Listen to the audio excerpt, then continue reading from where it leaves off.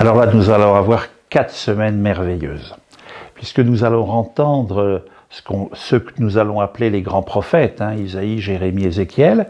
En fait, les textes de l'Avent nous guident vers une attente, une espérance. Dieu n'abandonne pas son peuple. Le peuple, à un moment, avait pris une certaine prospérité, une certaine aisance. C'était un peu laissé séduire aussi par les idoles des voisins. Et donc le Seigneur va dire, il y aurait un petit reste.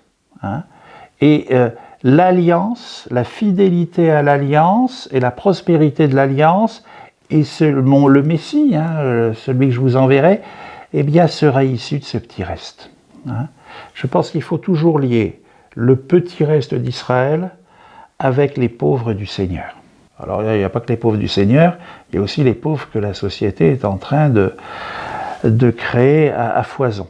Et là on retrouve encore l'engagement que nous avons déjà comme citoyens, et aussi comme baptisés. C'est un devoir de fraternité universelle. Le petit reste est lié aussi à une certaine humilité, pauvreté qui est là. Nous nous nourrissons, certes, de l'Eucharistie, mais la parole de Dieu est nourriture. Et le service des frères est nourriture. On parle parfois des 3 tables, la table de la parole, la table de l'Eucharistie et la table du service des frères et sœurs.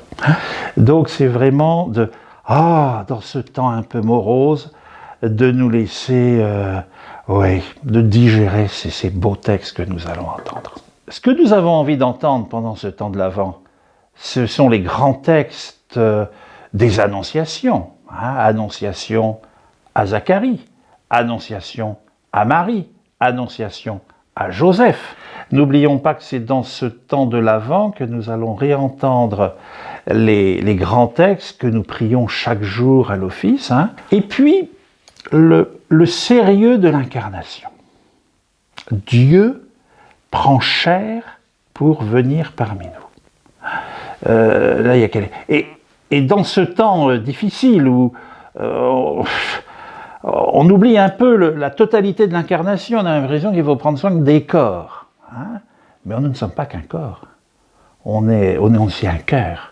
On est aussi un esprit, on est aussi une âme. Donc ce temps de l'Avent, c'est un bon temps pour se dire, mais être une personne, qu'est-ce que c'est? Puisque Dieu a voulu se faire l'un de nous. L'un des signes qui va être donné de la reconnaissance de la naissance de Jésus, c'est une nuée, une lumière. Les anges sont des êtres lumineux, et puis l'étoile pour les mages, donc la lumière. C'est aussi un des signes pour nous chrétiens de tout ce déploiement de lumière de celui qui a dit « Je suis la lumière du monde, qui marche à ma suite ne marche pas dans les ténèbres ».